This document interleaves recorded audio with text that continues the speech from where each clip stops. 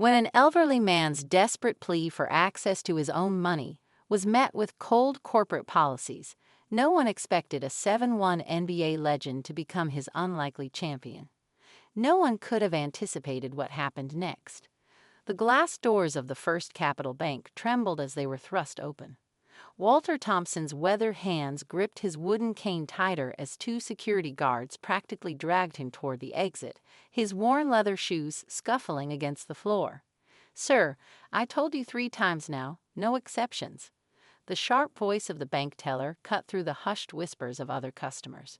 "Without updated digital identification, we cannot access your account, regardless of how long you've been banking here."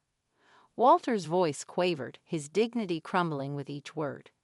"Please, I've been coming to the same branch every month for 30 years. Miss Sarah used to help me. She knew my face." His arthritic fingers fumbled with a stack of old documents, utility bills, his veteran's card, and a dog-eared Social Security letter.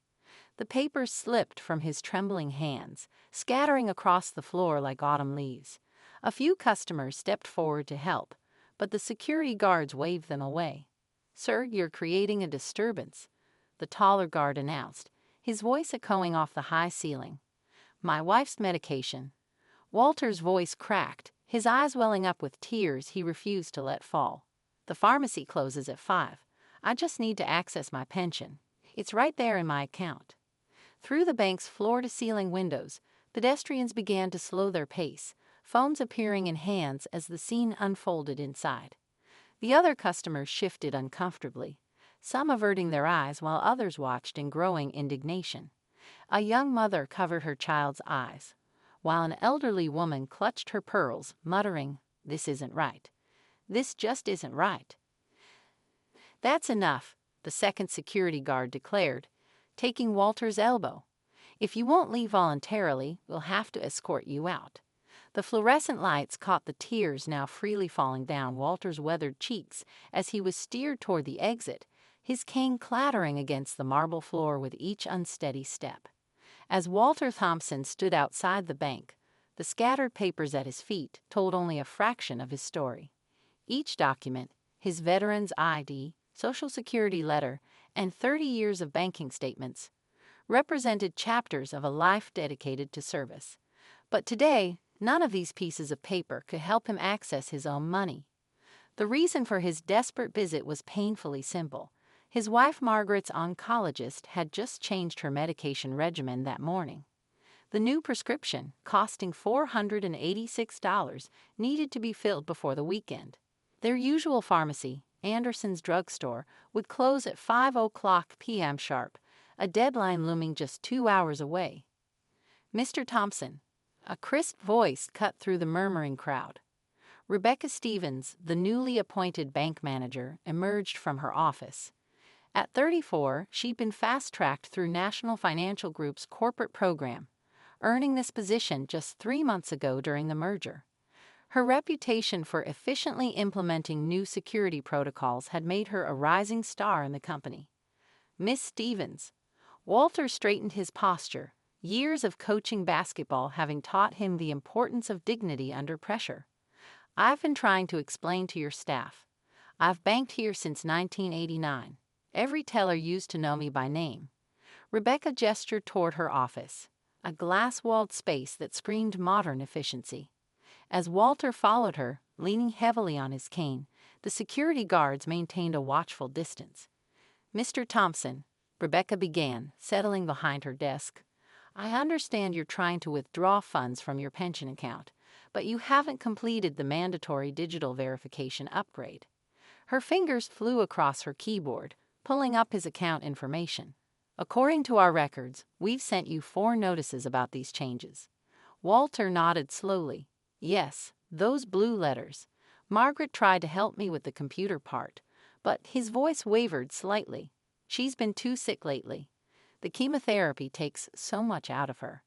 Rebecca's eyes flickered to her computer screen, where urgent security protocols flashed in red. The bank's new system, implemented during the merger, required all accounts to undergo enhanced digital verification, 2-factor authentication, biometric scanning, and mandatory smartphone app registration.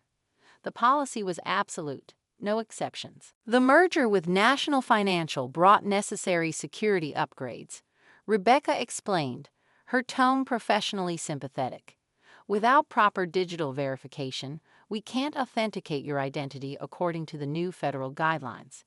These measures protect against fraud, particularly targeting seniors. Walter's weathered hands gripped his cane tighter. I have my driver's license, my veteran ID, even my original account opening documents from '89. Surely that proves who I am. Rebecca shook her head. I apologize, but physical ID isn't sufficient anymore. The new system requires digital verification through our secure app. It's a liability issue.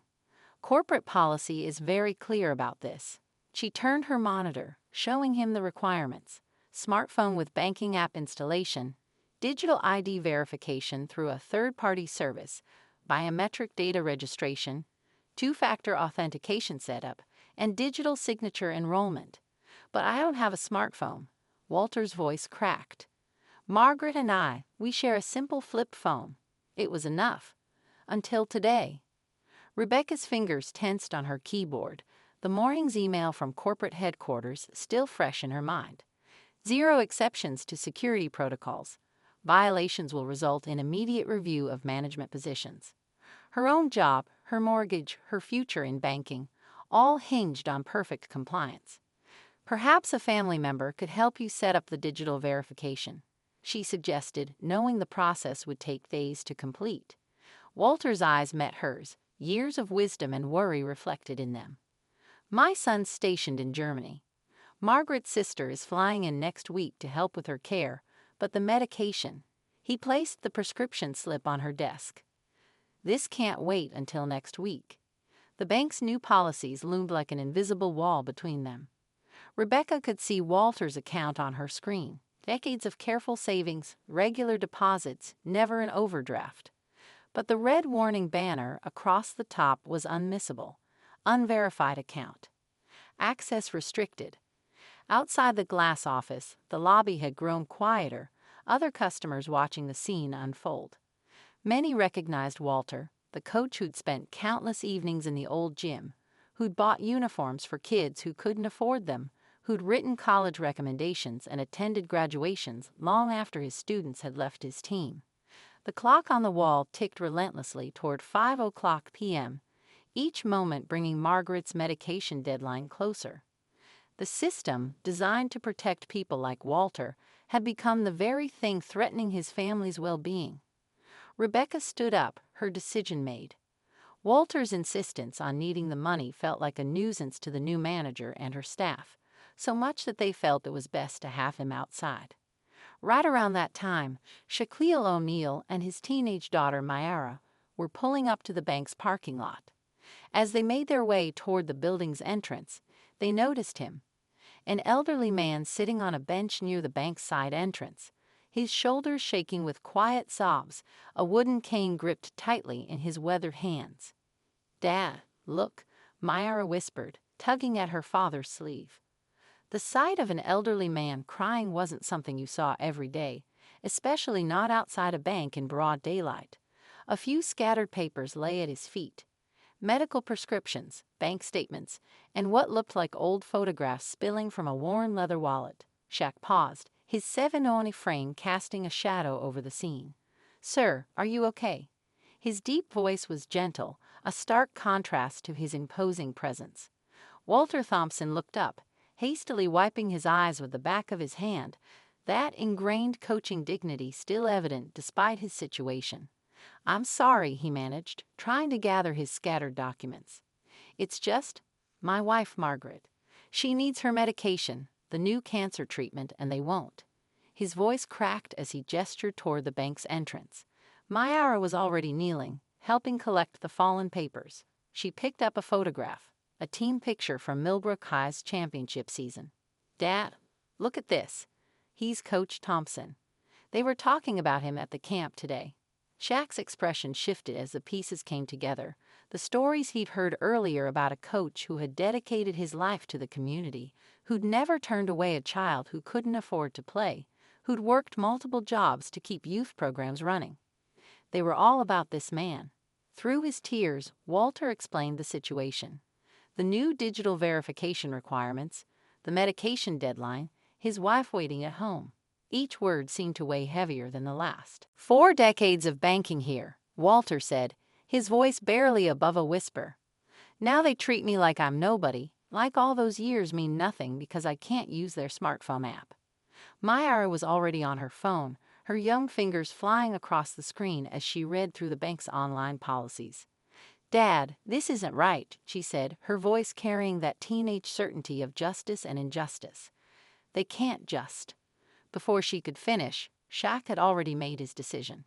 Having lost his sister to cancer, the mention of medication and treatment struck a deeply personal chord. He extended his hand to Walter Coach Thompson. "Let's go back in there together," he said, helping the elderly man to his feet. Sometimes people need a reminder that behind every policy, there's a person. As they walked toward the bank's entrance, other customers began to notice. Phones came out, whispers spread, and social media started buzzing with the unfolding story. The glass door slid open, and the bank's lobby fell silent as the unlikely trio entered. The NBA legend, the teenage girl with her phone recording everything, and the elderly coach whose dignity seemed to return with each step. Rebecca Stevens, who had just returned to her office, froze mid-stride as she saw them approach. The power dynamic in the room shifted instantly. This was no longer just about an elderly man struggling with digital banking. It had become a moment of moral reckoning for an institution that had lost sight of its human purpose in the rush toward modernization. "Miss Stevens," Shaq's voice carried across the lobby with the same intensity he once brought to championship games. "I think we need to have a conversation about what banking really means to a community." The tension in the room was electric. Rebecca's tablet trembled slightly in her hands as she looked from Shaq to Walter. She straightened her blazer, a reflexive gesture that did little to mask her unease. "Mr. O'Neill," she began, her corporate training evident in every measured word. "While I appreciate your concern, there are federal regulations that we simply cannot—" "Let me stop you right there," Shaq interrupted, his 7-oni frame seeming to fill the entire office as he leaned forward slightly. "I sit on the board of multiple banks. I've been involved in countless mergers and acquisitions. So when you talk about federal regulations, I know exactly what they say and what they don't say." The other bank employees, who had gathered at the periphery of the scene, visibly paled. Their usual Monday afternoon had transformed into something that felt more like a high-stakes courtroom drama, with Shaq serving as both judge and jury. He was about to take action. "Tell me something," Shaq continued, pulling out his phone. "I just pulled up Coach Thompson's history with this bank. 43 years, never an overdraft, regular deposits, consistent patterns. Do they mean nothing to you? Are they not enough to confirm this man's identity?" Myra, still recording, zoomed in on the stark contrast between her father's modern smartphone and Walter's worn passbook, a visual metaphor for the clash between progress and humanity that was unfolding. "You're wasting this man's precious time because a computer is telling you so." Shaq's voice dropped lower, carrying the weight of personal experience. "I know what it means to watch time slip away while bureaucracy moves at its own pace. Every minute we stand here arguing about apps and digital signatures, Coach Thompson's wife is waiting for medication she needs to live." Rebecca's tablet slipped slightly in her grasp. "Sir, I understand the emotional aspect, but do you?" Shaq straightened to his full height, and several bank employees instinctively took a step back. "From where I'm standing, and I'm standing pretty tall, I see an institution that's forgotten its purpose. Banking isn't just about securing money, it's about securing trust." He gestured toward the lobby where customers had pressed against the office's glass walls, phones recording every moment. "Look out there. Every person watching this knows Coach Thompson. They trust him with their kids, their futures. But this bank, where he's kept his money for over 4 decades, can't trust him enough to access his own savings." The air conditioning hummed in the sudden silence. Rebecca's face had lost all color as she realized the implications. This wasn't just about one customer anymore. It was about the bank's reputation in an age where a single viral video could undo years of corporate branding. "Here's what's going to happen," Shaq said, his tone shifting from confrontational to resolutely determined. "We're going to help Coach Thompson access his money today, right now. And tomorrow, you're going to review every policy that puts digital convenience above human dignity. Because if you don't," he paused, letting the moment hang heavy in the air, "I'll personally help Coach Thompson transfer every penny to a bank that remembers what community means." The threat wasn't just in his words. It was in the hundreds of phones recording outside, in the news vans pulling up to the curb, in the story of a beloved coach being denied access to life-saving medication because he couldn't navigate a smartphone app. Rebecca looked down at her tablet, then at Walter's passbook, then at the imposing figure of Shaquille O'Neal standing between her and business as usual. In that moment, she had to choose between corporate policy and human decency, between digital progress and moral responsibility. The clock on the wall read 4:47 p.m. Margaret's medication deadline loomed, and in a small bank office in Middle America, the future of banking itself seemed to hang in the balance. At 4:49 p.m., Rebecca Stevens made a decision that would later be cited in banking industry journals and social media case studies. Her fingers trembled slightly as she reached for Walter's passbook.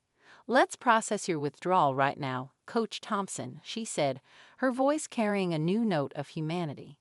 "We'll use the emergency override protocol. I'll take full responsibility." As Walter's transaction was being processed, Shaq noticed a familiar photo autographed on the coach's phone, one of the few modern technologies the elderly man had embraced. It was a faded image from 1985, showing a much younger Walter Thompson coaching a lanky teenager who would later play in the NBA. "You coached Marcus Wilson?"